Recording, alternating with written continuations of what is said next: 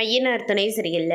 அடுத்து வர எபிசோட்ல நம்ம சோழன் இருந்துட்டு, என்னடா இது இந்த பாண்டி எவ்வளோ நேரம் தான் இந்த வானதி கூடயே பேசிக்கிட்டு இருக்க போகிறான். இந்த நம்ம எவ்வளோ சந்தோஷமாக பொங்கலை கொண்டாடிட்டு இருக்கோம். ஆனால் இவன் என்னடனா இப்படி பண்ணிக்கிட்டு இருக்கான் அப்படின்னு சொல்லிட்டு நம்ம சோழன் இருந்துட்டு பாண்டியை கூப்பிட போயிட்டுருக்காங்க.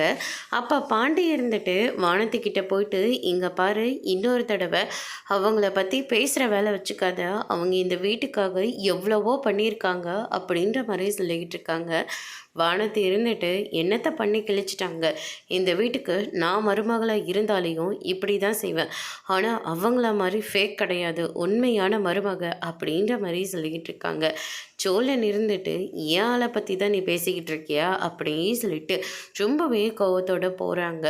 சோழனை பார்த்த உடனே வானதி வந்து பயங்கரமாக ஷாக் ஆகுறாங்க. ஆமாம், நானும் பார்த்துக்கிட்டே இருக்கேன், இப்போல்லாம் ஃபேக்கானவங்கன்னு சொல்லிக்கிட்டே இருக்கேன். அவன் நிஜமாவே என்னுடைய பொண்டாட்டி தான். தேவையில்லாமல் என் பொண்டாட்டியை பற்றி தப்பாக பேசினேன், நடக்கிறதே வேற, அடித்து மூஞ்செல்லாம் உடச்சிருவேன் அப்படின்ற மாதிரி சொல்லிக்கிட்டு இருக்காங்க. என்ன பாண்டி, எதுக்கு எடுத்தாலும் இவர் இந்த வார்த்தையை தான் சொல்லிக்கிட்டு இருக்காரு.